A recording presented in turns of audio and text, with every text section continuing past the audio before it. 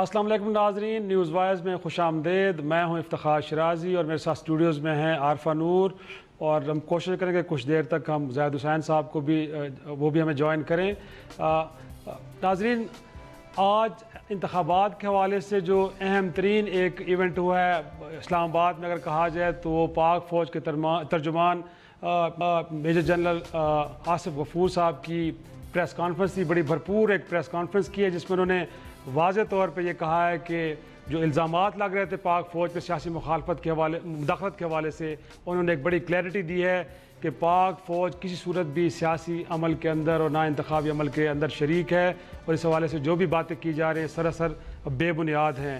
پاک فوج صرف اور صرف ایک الیکشن پروسیس کے اندر اس کا کام قیام امن کو یقینی بنانا اور الیکشن کمیشن کی معاونت کرنا ہے، اس سے زیادہ پاک فوج کا کوئی رول نہیں ہے۔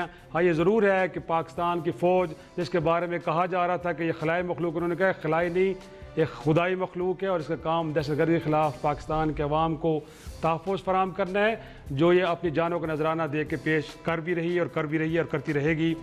ساتھ میں انہوں نے یہ بھی کہا کہ جو ایک جیپ کے نشان پہ کچھ لوگ الیکشن لڑ رہے ہیں، انہوں نے کہا کہ نہ ان کو کوئی جیپ سے واسطہ ہے اور نہ کوئی تعلق ہے، اور انہوں نے کہا کہ 25 جولائی کے دن بہتر یہ ہوگا کہ لوگ بھرپور انداز میں باہر نکلیں، ووٹ ڈالیں اور اگلی پارلیمان کو منتخب کریں۔ اور جب ان سے یہ بھی سوال کیا گیا کہ کیا عمران خان صاحب اگر جیتتے ہیں تو کہا یہ جاتا ہے کہ وہ آپ کو بطور پرائم منسٹر قابل قبول نہیں ہے، تو ان کا جواب یہ تھا کہ پاکستان کے عوام ABC جس کو بھی منتخب کریں گے، پاکستان کی فوج کے لیے تمام لوگ قابل قبول ہیں۔ تو آج کے دن ہم جائزہ لیں گے کہ کیا اس بھرپور پریس کانفرنس کے بعد جو پاکستان کی فوج پہ الزام لگ رہا تھا کہ وہ سیاسی عمل میں اور الیکشن کے عمل میں مداخلت کر رہے ہیں، کیا آج کے دن یہ الزام اب دھل گیا ہے، ختم ہو گیا ہے، اور مور امپورٹنٹلی کیا نواز شریف صاحب اور مریم نواز صاحبہ کے جو 13 تاریخ کو سزا ملنے کے بعد پاکستان وطن واپس آ رہے ہیں، اس پریس کانفرنس سے ان کو بھی خود اہم اور واضح پیغام مل گیا ہے۔ پروگرام کے اگلے حصے میں ذکر ہوگا جناب آصف علی زرداری، ان کی ہمشیرہ فریال تالپور صاحبہ کا، ایک بار پھر وہ خبروں کی زد میں ہیں، اور 70 ارب روپے کی ایک ٹرانزیکشن ہوئی ہے، منی لانڈرنگ کہا جا رہا ہے کہ کچھ جعلی بینک اکاؤنٹ سے جن کے ذریعے 70 ارب روپے کی رقم کہیں بیرون ملک گئی ہے، اور اس میں ان کی کمپنیز کے بھی نام لیے جا رہے ہیں۔ تحقیقات کا عمل FIA نے آگے بڑھایا ہے، اور کل کے ان کو نوٹسز جاری کیے گئے ہیں کہ وہ ذاتی طور پہ تحقیقاتی کمیٹی کے سامنے پیش ہوں اور اپنے بیانات ریکارڈ کروائیں، اور ساتھ میں سپریم کورٹ نے بھی انہیں کہا ہے کہ 12 جولائی کو گویا کہ ایک دن بعد سپریم کورٹ میں بھی ان کو طلب کیا گیا ہے کہ آئیں اور اس کیس کے اندر اپنے حوالے سے وہ وضاحت پیش کریں۔ آج لاہور میں ایک اجلاس ہوا ہے، اب دیکھنا یہ ہے کہ پیپلز پارٹی کی قیادت کیا فیصلہ کرتی، کیا مشورے ملتے ہیں ان کو اپنے رفقا کی طرف سے، کیا وہ نیب وہ FIA کے سامنے پیش ہوں گے یا پھر وہ سپریم کورٹ جانا پسند کریں گے۔ یقینی طور پہ آج کے دن ہم یہ بھی سوال اس کے اوپر بھی ڈسکشن کریں گے، اور آپ پروگرام کے آخری میں ذکر ہوگا اولیاء کی سرزمین ملتان کا، جہاں پہ قومی اسمبلی کی 6 نشستوں کے اوپر بڑے قداور شخصیات وہاں سے الیکشن لڑ رہے ہیں۔ سابق وزیر اعظم یوسف گیلانی صاحب بھی وہاں سے ہیں، اور PTI کے سرکردہ رہنما شاہ محمود قریشی صاحب بھی وہاں سے الیکشن لڑ رہے ہیں۔ دیکھیں کہ آج کے دن تجزیہ کریں گے کہ وہاں پہ کس پارٹی کی زیادہ پوزیشن مضبوط ہے، اور کیا نون لیگ وہاں پہ اپنی سیٹیں ریٹین کر پائے گی یا کوئی ان کو ریپلیس کرنے جا رہا ہے، اور PTI جس کے بارے میں کہا جائے کہ گراف کافی بہتر ہے، وہ کہاں پہ کھڑی ہے۔ پہلے چلتے اپنی ٹاپ سٹوری کی طرف۔ ہر چیز کو شک کی نظر سے نہیں دیکھیں پلیز۔ جو سپاہی ہمارے حکم پہ اپنی جان دینے کے لیے تیار ہوتا ہے، اس کو کوئی غلط آرڈر پاس نہیں ہم کر سکتے۔ یہ کیسے ممکن ہو سکتا ہے کہ میں آپ کو فون کروں اور آپ کو کہوں جی کہ ایسے کر دیں اور آپ ایسے کر دیں؟ جہاں ہم نے اتنا برداشت کیا ہے 25 تک اور برداشت کریں گے، اور آپ دیکھیں گے کہ انشاءاللہ جیسے باقی الیگیشنز خراب ہوئی ہیں یہ بھی ہوں گی۔ کیا 106 پاکستانیز کو جا کے کوئی کہہ سکتا ہے کہ جی آج اس کو ووٹ ڈالیں اس کو نہ ڈالیں؟ کون سا پاکستان میں ایسا الیکشن تھا جس سے پہلے کسی ایک پارٹی نے یا کچھ سیاستدانوں نے یہ نہ کہا ہو کہ جی الیکشن جو ہے وہ رگ ہو گئے ہیں یا ہو رہے ہیں یا میمن الیکشن؟ نکلے عوام ووٹ ڈالے، جس کو ووٹ ڈالنا چاہتی ہے ڈالے۔ افواج پاکستان سے زیادہ میں یہاں کھڑے ہو کے بتا رہا ہوں کہ کوئی مطمئن نہیں ہے اور خوش نہیں ہے کہ شکر یہ الیکشن ہو رہے ہیں۔ کون سی پارٹی جیتتی ہے یہ تو 25 جولائی کو پتہ لگے گا۔ شان نہ ایسے ایشو کرتی ہے نہ افواج پاکستان ایشو کرتی ہے، اور جیپ جس کا رنگ دینے کی کوشش کر رہے ہیں وہ ہماری جیپ ہے نہیں۔ اس قسم کی زیادہ جیپیں جو ہیں وہ کینڈیڈیٹس کے پاس ہی ہیں، وہ استعمال کرتے ہیں۔ नाम लेना शुरू किया जनरल फैज का। जिस चीज पे नाम लेते हैं शायद वो जनरल, उनको पता ही नहीं है कि जनरल फैज के काम क्या हैं। जो आदि दहशतगर्दी की जंग है उसको अच्छे तरीके से करने में ISI के विद इन इस डिपार्टमेंट का इतना रोल है, आप सोच भी नहीं सकते। प्रोग्राम में एक बार फिर खुश आमदेद।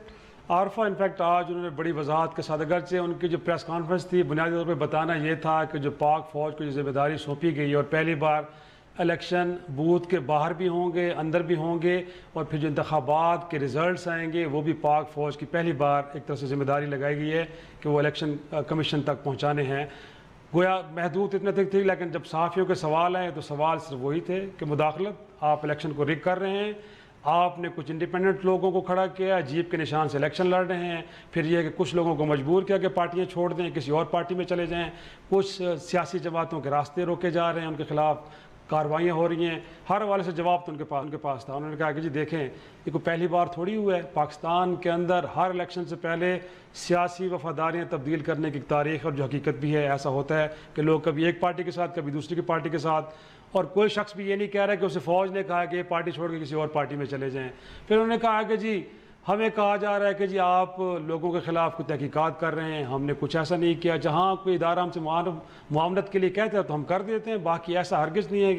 कहीं कुछ लोगों ने इंतखाबी निशान जब अपनी कैंपेन चला रहे थे और वहाँ पे आर्मी चीफ का जब उन्होंने तस्वीर को इस्तेमाल किया तो पाक फ़ौज पहला इदारा थी जब गया, उस तस्वीर को उतराया भी गया, और फिर इलेक्शन कमीशन को भी हमने आगाह किया कि गलत हो रहा है, इसका नोटिस लिया जाए।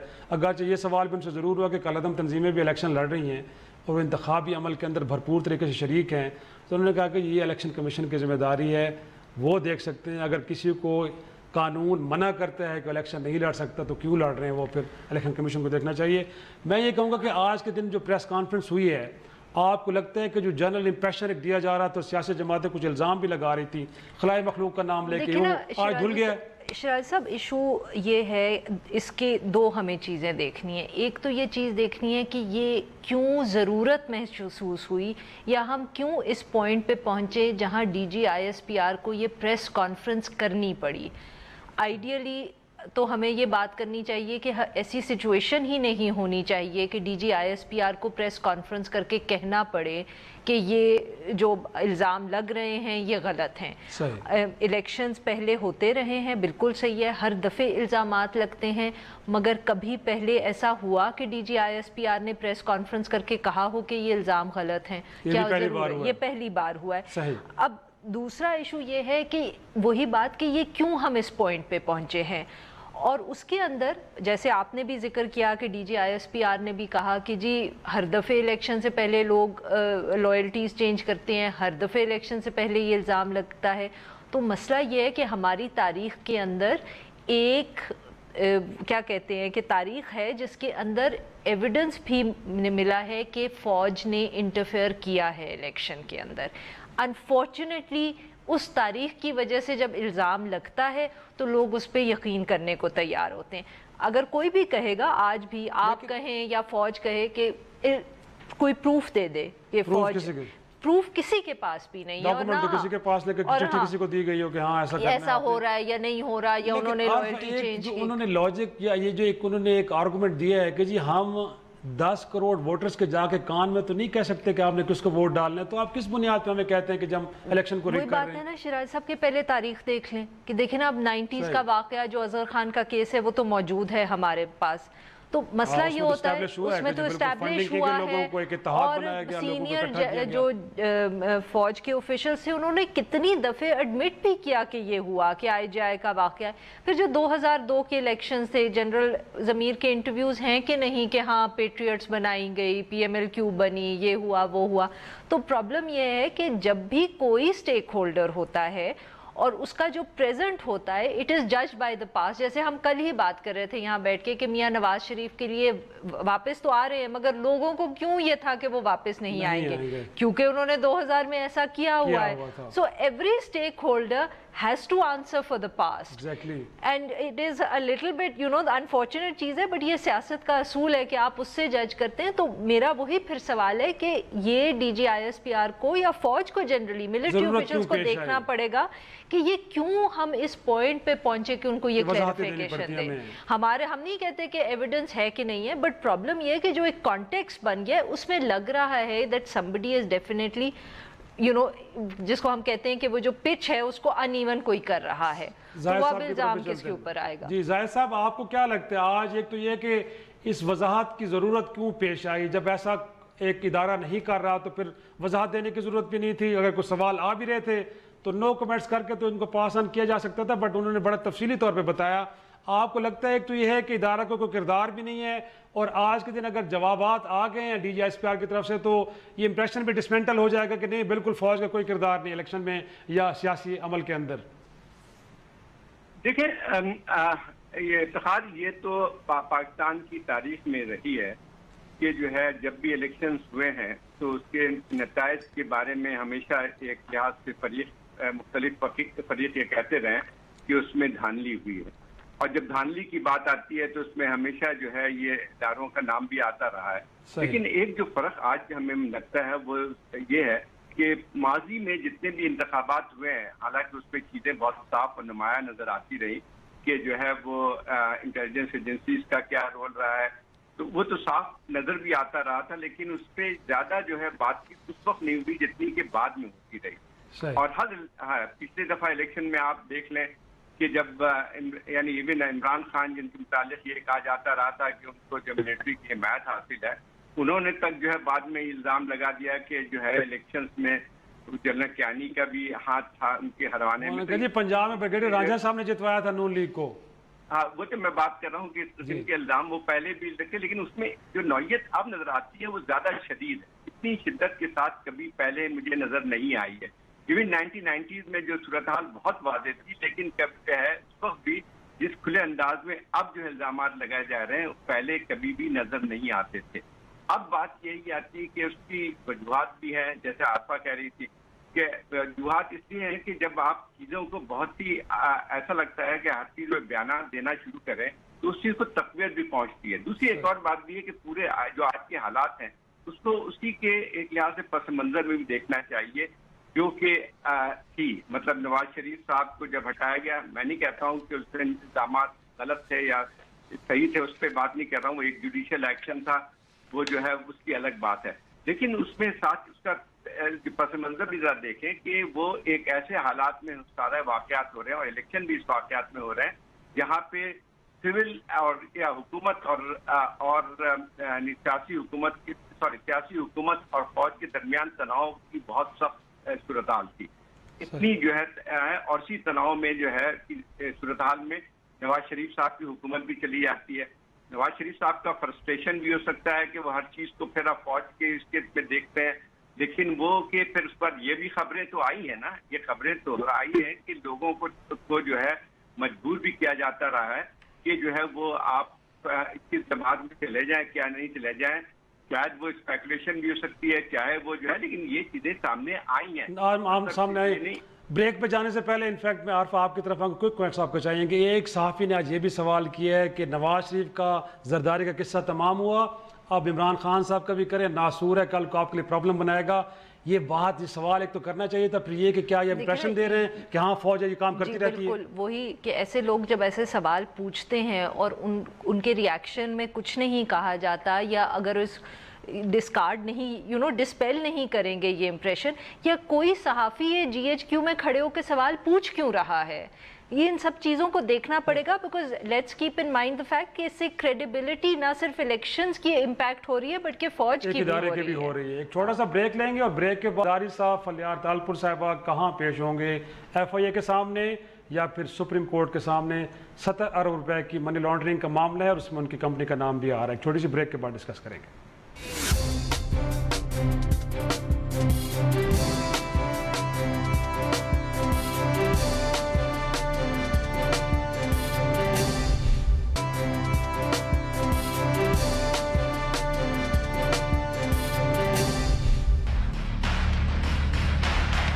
ये ज़रदारी और और इसकी बहन और लोगों के नाम आए हैं।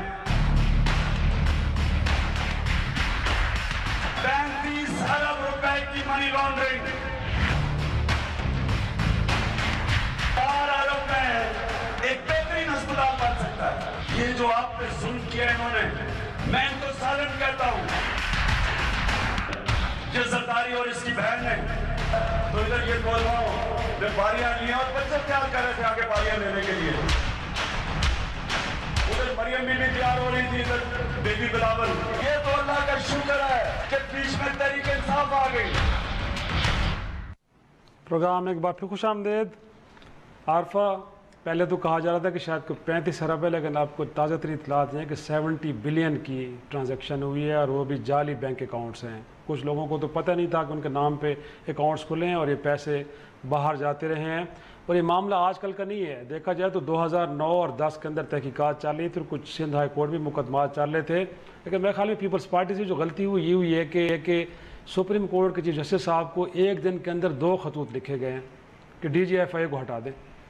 जब आपने एक दिन में 2 खत लिखे हैं तो उनको भी लगा कि क्यों इतना इंटरेस्टेड है कि उनको हटाया जाए। उसके बाद उन्होंने कहा कि वजूहात क्या हैं। जब वजूहात को ढूंढा गया तो वो फाइल मिल गई जिसमें ये सारा का सारा केस पड़ा हुआ था। फिर उसके बाद FIA की भी सरजनिश हुई, दीगर इदारों की भी सरजनिश हुई कि तहकीकात के अंदर इतनी ताख़ीर क्यों की जा रही है। तो आपको लगता है कि तो पहले एक दिन में 2 खत लिख के जरदारी साहब ने बहुत बड़ी गलती की, लेकिन अब इम्तिहान सबसे बड़ा ये है कि अब जाएंगे कहाँ? नहीं तो अगर इशू ये है कि वो ये सुप्रीम कोर्ट को ही देखना था कि ये फाइल रखी हुई है, तो इसका तो मतलब है कि फाइल दबी हुई थी, तो उनको क्या जरूरत थी DGFI के खिलाफ खत लिखने की? ये तो कोई लॉजिकल बात नहीं है। तो यही कर रहे असल में वही फिर मसला है कि हमारे इंस्टीट्यूशंस जो इन्वेस्टिगेशन के हैं वो जब तक स्ट्रेंथन नहीं किए जाएंगे, प्रोसिक्यूशन को स्ट्रेंथन नहीं किया जाएगा, तो इस किस्म के इल्ज़ामात के एक पार्टी को विक्टिमाइज़ किया जा रहा है या नहीं किया जा रहा, या किसी की फ़ाइल जो थी वो सारे सबूत मौजूद थे और वो दबी हुई थी, या ये कि अब इलेक्शन से पहले वो फ़ौरन नमूदार हो गई है और अब उनको बुलाया जा रहा है। All of this is such an unnecessary exercise, मैं ये कहूँगी, सिर्फ इसलिए क्योंकि अब आप मुझे बताएं कि इस वक्त कितने लोगों को यकीन है कि ये एक बहुत ऑनेस्ट और फेयर इन्वेस्टिगेशन हो रही है, और कितने लोग ये समझेंगे कि इसका ताल्लुक कहीं ना कहीं इलेक्शन के साथ है या जो कोई इंजीनियरिंग होनी है या नहीं। टाइमिंग पे एतराज़ है, और वो इसीलिए टाइमिंग पे एतराज़ होता है क्योंकि हमारे इंस्टीट्यूशंस जो हैं वो इंडिपेंडेंट नहीं है। ज़ाहिद साहब, इनफैक्ट जैसे आरफा कह रहे हैं कि टाइमिंग ठीक नहीं, अगर 2009-10 का मामला था, अब तक पेंडिंग रहा है, तो थोड़ी देर और रखा जा सकता था, इलेक्शन गुजर जाते, उसके बाद इस मामले को उठा लिया जाता। बेहतर ये होता, रादर ये कि अब जरदारी साहब को ये आप मौका फराहम कर रहे हैं कि वो भी इंतखाबात को कहें कि ये प्री पोल रिगिंग हो रही है, उनको विक्टिमाइज किया जा रहा है। देखिए, जो जिस तरह से हमारे यहाँ इन्वेस्टिगेशंस होती हैं, फिर जब कभी बढ़ाया जाता है, कभी कम ख़त्म कर दिया जाता है, उसने जो है इस पूरे निज़ाम के बारे में ये इनके सवालिया निशान कायम कर दिए। देखिए, ये जो है जो मोस्ट ऑफ द ट्रांजैक्शन जितनी हुई थी रिपोर्ट मुताबिक वो 2014-15 में हुई थी। उससे पहले भी जो गिरफ्तारियां हुई थी, जो एक जमाने में सिंध में जो क्रैकडाउन हुआ था, उसमें आसिफ जरदारी साहब के बहुत से जो दोस्तों को एस्टेट्स को गिरफ्तार किया गया था, तो था उनके जरिए भी बहुत सी मालूमात हासिल हुई थी। लेकिन बात ये आती है कि जो है वो अचानक जो है, पहले लगता था कि आसिफ जरदारी साहब के खिलाफ जो है वो हल्का तंग किया जा रहा है, और उसमें जो है बहुत सारे उनके करीब साथी गिरफ्तार भी हो गए, लेकिन फिर अचानक जो है वो लगता था कार्रवाई रुक गई। और कार्रवाई जब रुकी तो उसके मुतालिक ये भी अफवाह उड़ गई कि जो है ये खास मकसद के लिए रोका गया है कि एक डील हो गई है, क्योंकि एस्टैब्लिशमेंट चाहती ये है कि जो है जरदारी साहब और नवाज शरीफ साहब के दरमियान कोई मफाहमत ना हो जाए जब तक कि नवाज शरीफ साहब के खिलाफ इक़दाम हो रहे हैं। ये हमारी तारीख का एक हिस्सा रही है और इसमें जो है सियासत क्रेडेंस मिलती भी है। लेकिन फिर वही बात आती थी, लोगों का ख्याल यही था कि जो केसेस, सबको पता था कि आसिफ अली जरदारी साहब के खिलाफ ये तहकीकात हो रही है, उसमें बात हकीकत भी थी। और जाहिद साहब, इसके अंदर सॉरी मैं आपकी बात काट रही हूँ, बट मैं फिर ये भी जस्ट टू ऐड कि वही मसला, इसमें बहुत से सवाल ये भी उठते हैं कि इस किस्म का जो वाइट कॉलर क्राइम होता है कि आपने बेनामी के अकाउंट्स थे, उसमें पैसा जो था वो आपका था, वो बाहर जा रहा था, ये इस्टेब्लिश करना भी इतना आसान नहीं होता जितना कि जब ये सोर्सेज के थ्रू ख़बरें आती हैं कि जी हमें पता है ये हो रहा था। किसी चीज़ का मालूम होना एक चीज़ है और किसी चीज़ को कोर्ट में प्रूव करना दूसरी चीज़ है। और मुझे यहाँ खदशा ये है कि जैसे हमारे यहाँ बहुत सारे केसेस में हुआ कि इवेंचुअली ये प्रूव नहीं कर पाएंगे कि ये कोर्ट के अंदर। साथ में जो ज़ैद साहब भी बात कर रहे थे कि ये केसेस हों या फिर डॉक्टर आसिम के खिलाफ केस हो, शर्जील इनाम मेमन के खिलाफ केस हो, शुरू में लगता है कि ये कुछ चंद माह में डिसाइड हो जाएगा, लेकिन ऑल ऑफ अ सडन चीज़ें अंडर द कार्पेट चली गई और खामोशी हो गई। तो लगता था कि इन चीज़ों को पॉलिटिकली यूज़ किया गया, सियासी तौर पर इनका इस्तेमाल था, और ये तासुर बहरहाल अपनी जगह पे मौजूद है। इसी ब्रेक लेते हैं और ब्रेक के बाद जिक्र करेंगे औलिया की सरजमीन मुल्तान का। वहाँ पे कौमी असम्बली के 6 हल्के 2013 में वहाँ से 4 MNAs नून लीग के थे और 2 PTI के थे। आपके पार क्या होने जा रहा है, कौन सी जमात वहाँ बाकी रहेगी, कौन सी वहाँ से एक तरह से ख़त्म हो जाएगी या उसकी सीटें नहीं होंगी। छोटी सी ब्रेक के बाद एक एनालिसिस देंगे।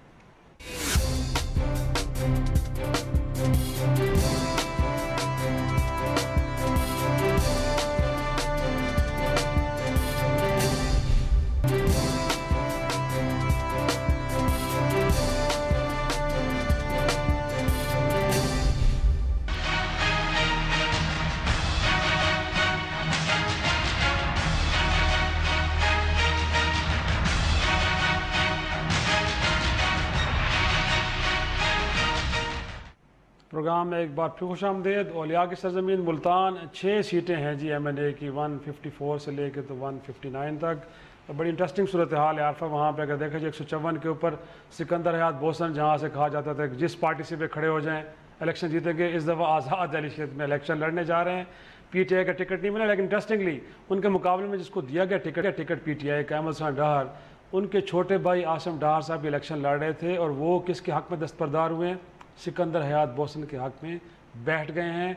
और सिकंदर बोसन ने कहा कि इलेक्शन जीतूंगा तो ये जाके इमरान खान की झोली में डालूंगा ये टिकट। तो कहते हैं बड़ा लिवरेज मिला उनको, उनकी पॉपुलैरिटी का ग्राफ ज़रा बेहतर हो गया है उनके मुकाबले। सिकंदर बोसन की पॉपुलैरिटी कह रहे हैं कि उनको थोड़ा सा इससे तकवीत मिले कि जब एक अपोनेंट जो PTI के टिकट पर लड़ रहा है उसका सगा भाई जब आपके हक़ में बैठ रहा है तो फिर वो कहते हैं कि उससे लोगों नहीं में तो वो क्या भाई जो थे वो अपने भाई के खिलाफ इंडिपेंडेंट लड़ रहे थे। नहीं तो आप कह रहे हैं कि जो डहर साहब के भाई थे आसिम डहर वो अपने भाई के खिलाफ भी खड़े हुए थे।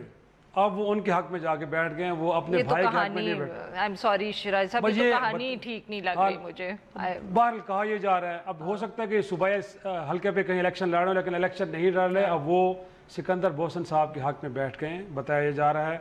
अब देखना यह है कि क्या उसका इम्पैक्ट आता है। अब्दुल कादिर गिलानी साहब हैं, यूसुफ गिलानी साहब के साहबजादे हैं। अगरचे ये वो हल्का है जहाँ से यूसुफ गिलानी साहब प्राइम मिनिस्टर मुंतखब हुए थे, लेकिन इस बार वो यहाँ से इलेक्शन नहीं लड़ रहे, उन्होंने किसी और हल्के के इंतखाब के। वो भी कहते हैं कि वो हल्का जो 158 है जहाँ पे वो कहते हैं कि दरबार मूसा पाक के जो मुरीद हैं सबसे ज़्यादा इस हल्के में रहते हैं। तो गिलानी साहब को लगा कि इस हल्के के इंतखाब किया जाए, ज़रा थोड़ा सा ईज़िली यहाँ से मुरीदें ज़्यादा हैं और जाहिर साहब मुरीद पीरों को वोट देते हैं, तो मेरे ख्याल में गिलानी साहब यहाँ से वो जीत जाएंगे। और उसके बाद अगर NA 155 की बात करें तो आमिर डोगर साहब जिन्होंने ज़िमनी इलेक्शन में जावेद हाशमी साहब को भी हराया था, उनके मुकाबले में शेख तारिक रशीद साहब है नून लीग की तरफ से, और PTI पीपल्स पार्टी का यहाँ पे खैर से कोई उम्मीदवार नहीं। पार्टी का तो बेसिकली मुल्तान के अंदर तीन उम्मीदवार है टोटल। गिलानी फैमिली खड़ी हुई है, लेट्स बी वेरी स्पेसिफिक। हाँ मतलब कि यूसुफ रजा गिलानी और उनके बेटे मुल्तान से खड़े हैं, वो PPP को रिप्रेजेंट करें, बट उनका अपना मतलब कि स्टैंडिंग इंडिविजुअल पॉलिटिशियंस बहुत है उस इलाके में। अब वो अगर कुछ करेंगे भी तो उसका कितना क्रेडिट पार्टी को जाएगा, कितना यूसुफ रजा गिलानी को जाएगा, ये तो डिबेटेबल इशू है ना थोड़ा सा। सही कह रही। बट खैर अब मेरे ख्याल में आप कह रहे थे कि they can put up a tough contest, मगर उनके लिए सीट कोई भी निकालना जरा मुश्किल होगा। यूसुफ गिलानी की सीट शायद वो निकाल पाए क्योंकि मुरीद जहाँ पे ज्यादा हैं तो शायद वहाँ से वोट मिल पाए, लेकिन बाकी दोनों पे जहाँ मूसा गिलानी साहब लड़ रहे हैं या अब्दुल कादिर गिलानी साहब लड़ रहे हैं वहाँ पे एक टफ कंपटीशन की फिजा बन सकती है। शाह महमूद कुरैशी साहब है 156 से वो हैं, उनके मुकाबले में आमिर अंसारी साहब हैं, अगर जो नून लीग का टिकट है लेकिन पहली बार इलेक्शन लड़ रहे हैं, तो उनके बारे में आप मेरे ख्याल में उनको भी फिर राना महमूद रसन साहब है नून लीग के सेनेटर हैं, वो चाह रहे थे कि उनके छोटे भाई को टिकट दिया जाए, उनको टिकट नहीं मिला तो बड़ी बददिली के साथ खड़े तो हैं वो साथ, लेकिन कह रहे हैं कि उस अंदाज में वो शायद सपोर्ट नहीं कर रहे हैं। सईद अंसारी साहब जो हैं वो गालिबन पहले MPA का इलेक्शन लड़ते रहे हैं। अच्छा एक चीज़ जो मैंने नोट की, जो मुल्तान में मुझे 2-3 चीज़ें सीट बाय सीट तो अभी ऑब्वियसली हम बात करेंगे। एक ये कि वही बात कि यहाँ पीपीपी की प्रेजेंस है, नॉट सो मच कि पार्टी की प्रेजेंस है, बट हम ज़्यादातर लोगों को लगता है कि यूसुफ रज़ा गिलानी साहब ने बहुत, क्योंकि मुल्तान में काम किया है, वो फॉर्मर प्राइम मिनिस्टर रहे हैं, वो होंगे, वो एक स्ट्रॉन्ग कॉन्टेस्ट कर सकते हैं। दूसरा ये कि पीटीआई ने 2013 में भी यहाँ से जावेद हाशमी की और शाह महमूद कुरैशी साहब की सीट निकाली थी एक डिस्ट्रिक्ट के अंदर से, और मेरे ख्याल में शायद सिर्फ रावलपिंडी डिस्ट्रिक्ट में उन्होंने इससे बेहतर परफॉर्म किया था। और जो एक तीसरी चीज़ है जिस पे शायद जाहिद साहब या आप ज़्यादा रोशनी डाल सके, वो ये है कि जब आप लोगों से बात करें मुल्तान के इलेक्शन के बारे में, तो वो settler vote versus Saraiki vote की बहुत बात करते हैं। तो लगता है कि मुल्तान के अंदर बहुत से पंजाबी सेटलर्स हैं। जाहिद साहब, आप इस पे कोई कमेंट देना चाहेंगे? देखिए, मुल्तान की सियासत खासी हो रही है, हालांकि यानी यहाँ पे 2-3 फैमिली का कंट्रोल समझा जाता था, लेकिन उसमें ये जो आप बात कही थी उसका भी असर था। मतलब एक मुल्तान में एक ये यूपी का एक अंसारी साहब हुआ करते थे, वो बहुत ही स्ट्रॉन्ग वो थे। इसके बाद ये तकसीम जो है सिर्फ मुल्तान में नहीं है, बल्कि ये पूरे सराइकी बेल्ट में है, भावलपुर और आरा में भी है, जहाँ पे सेटलर्स और लोकल के दरमियान तो जो सेंटिमेंट्स हैं या क्रिटिकल जो डिवाइड है, उसमें ये फैक्टर बहुत ज़्यादा नुमाया रहा है हमेशा इलेक्शंस में।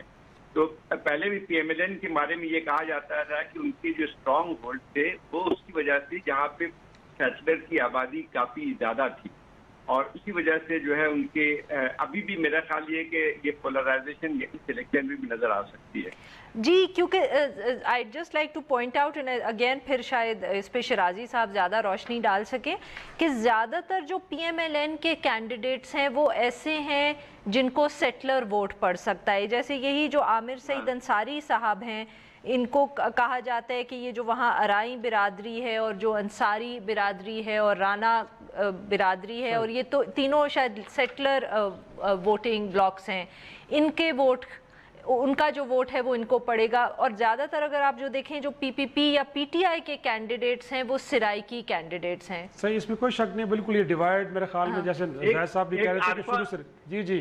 जी जाहिद साहब, एक काफ़ी दिलचस्प बात है, शायद लोगों को याद नहीं होगा कि भावलपुर से या उस इलाके से एक दफ़ा चौधरी एतजाज अहसन के जीते थे अपार्ट फ्रॉम लाहौर, और एजाजुल हक भी वहाँ से जीत चुके हैं। वही जो आप बात करें बिरादरी की बेसिस पे। जी, वो तो एजाजुल हक साहब तो मेरे ख्याल में उनकी तो वो कंस्टिट्यूएंसी वही है वहाँ की, नगर की बात की। हाँ जी बिल्कुल, लेकिन एतजाज अहसन भी एक दफा उस इलाके से जीत चुके हैं। जी नहीं, इसमें कोई शक नहीं है, लेकिन मेरे ख्याल में उन्होंने एक लाहौर से एक वहाँ से भी। जी बिल्कुल ऐसे ही है, लेकिन जैसे आप कह रही हैं कि एक डिवाइड रही है, इसमें कोई शक नहीं। जो सेटलर वोट है और जो सराइकी वोट है वो डिफरेंट एक तरह से कंसीडर होते हैं, और जो सराइकी वोट है सेटलर्स को बड़ा कम भी पड़ता है। उनकी प्रेफरेंस बुनियादी तौर पे मकामी आदमी होते हैं, वो लोग जो सराइकी बोलते हैं उन्हीं को, क्योंकि वहाँ पे नेशनलिज्म मैं कहता हूँ कि लैंग्वेज के हिसाब से बड़ा स्ट्रॉन्ग है कि अगर उम्मीदवार अपना है तो फिर तो ठीक है, नहीं है तो फिर शायद वोट नहीं डाला जाता। तो ये ज़रूर होगा, लेकिन अब देखना यह है कि पीपल्स पार्टी देहात के अंदर बाहर एक पॉपुलर पार्टी है, और जो पीटीआई वो शहर के अंदर उसका जो वोट बैंक है कहीं ज़्यादा है। तो अब देखना ये है कि जो जलालपुर है और शुजाबाद है, वो कहा जाता है कि थोड़े से बाहर के हल्के हैं, तो वहाँ पे बिल्कुल वहाँ पे लगता है कि पीपल्स पार्टी को ज़्यादा स्ट्रॉन्ग, पीपल्स पार्टी वहाँ पे देखा जाए तो वहाँ पे यूसुफ गिलानी साहब हैं शुजाबाद के हल्के से, अगेन वो बाहर का हल्का है। इस तरह जलालपुर से भी अगरचे पीटीआई के राना कासिम नून है, और नून लीग की तरफ से दीवान जुल्करनैन है, और यहाँ पे पीपल्स पार्टी ने अपना कोई कैंडिडेट नहीं दिया इनफैक्ट। और जो दीवान आशिक साहब हैं वो आज़ाद इलेक्शन लड़ रहे हैं, पिछली बार वो नून लीग के थे टिकट पे, लेकिन अब नहीं मिला। तो इस तरह जो बिरादरी का वोट है, दीवान फैमिली का, वो डिवाइड हो रहा है। तो अब देखना ये है कि क्या फिर इसका एडवांटेज राना कासिम साहब लेंगे जो पीटीआई के टिकट पे खड़े हैं, और उनके लिए आसानी पैदा हो जाएगी, ये भी हो सकता है। लांग बिरादरी भी यहाँ पे कहा जाता है कि बड़ी स्ट्रॉन्ग बिरादरी, उनकी भी एक नगमा मुश्ताक साहब हैं जो इंडिपेंडेंट इलेक्शन लड़ रहे हैं, किसी का टिकट नहीं है उनके पास, और वो भी इलेक्शन लड़ रही हैं। लास्ट टाइम वो मेरे ख्याल में नून लीग के टिकट पे इलेक्शन जीती थी। बट बेसिकली यही बात है कि मुल्तान की जो पिक्चर है वो काफ़ी हद तक इसलिए भी तब्दील हुई क्योंकि वो जो क्या था जनूबी सूबा महाज बना था, اس کے جو لوگ ہیں جیسے قاسم نون صاحب جو ہیں جو اس وقت پی ٹی آئی میں گئے ہیں اور پی ٹی آئی کے ٹکٹ سے کھڑے ہیں وہ اسی لاٹ میں تھے جو اس وقت آئے ہیں. اس سے پہلے obviously بائی الیکشن میں پہلے عامر ڈوگر جیت چکے ہیں پی ٹی آئی کا ٹکٹ, دو اس وقت کلیئر نہیں ہے کہ کیا وہ اتنی ہی اسٹرانگ پوزیشن میں ہیں جو اس وقت تھے, کیونکہ جاوید ہاشمی صاحب میرے خیال میں by the time that by election took place وہ کافی ایک متنازع شخصیت بن چکے تھے, اور اس کی وجہ سے ہی کچھ لوگ کہہ رہے ہیں کہ شاید پی ایم ایل این نے اس دفعہ انہیں ٹکٹ نہیں دیا, کیونکہ وہ شاید اس دفعہ بھی 2 ٹکٹس مانگ رہے تھے یا اس میں انٹرسٹیڈ تھے, مگر وہ اسی لیے نہیں ان کو دیا because P M L N کو لگا کہ شاید وہ اتنی پارٹیز انہوں نے سوئچ کی ہیں اور وہ جو جس قسم کی وہ گفتگو کر رہے تھے, وہ جو انہوں نے کنڈیشن لگائے تھے کہ آپ نے اپلائی کرنے اور پارلیمانی بورڈ کے سامنے پیش ہونا ہے, تو نثار صاحب بھی پیش نہیں ہوئے اور جاوید ہاشمی صاحب نے بھی کہا کہ میں تو بہت پرانا پارلیمنٹیرین تو میرے لیے بڑا عجیب ہوگا کہ میں جا کے ٹکٹ. بٹ بیسکلی بہت ساری سیٹس پہ P T I seems to be one of the کنٹینڈرز.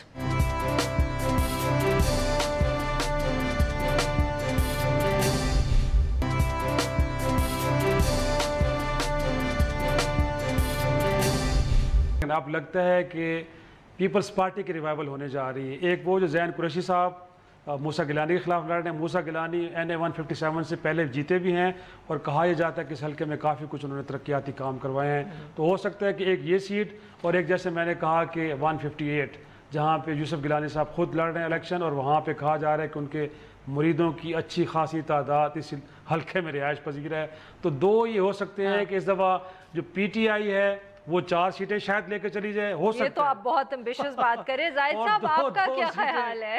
Peoples party کے حصے میں یہ تو پی ایم ایل این کو انہوں نے ملتان سے بالکل شرازی صاحب نے آؤٹ کر دیا, میں ایسی کوئی پریڈکشن نہیں کر رہی. سکندر بوسن صاحب بھی آ سکتے ہیں, انڈیپینڈنٹ ہیں, وہ ہو سکتا ہے کہ 154 سے وہ الیکشن جیت جائیں. جی زاہد صاحب, اصل میں کوئی چیز اس وقت پریڈکٹ نہیں کی جا سکتی ہے. یہ ضرور ہے کہ جو ہوا کا رخ اس وقت جو ہے وہ ان لوگوں کے جو پی ٹی آئی کے حق میں ہو سکتی ہے جنرل سیکورٹی, لیکن حتمی طور پہ کوئی بات نہیں کی جا سکتی ہے الیکشن سے پہلے.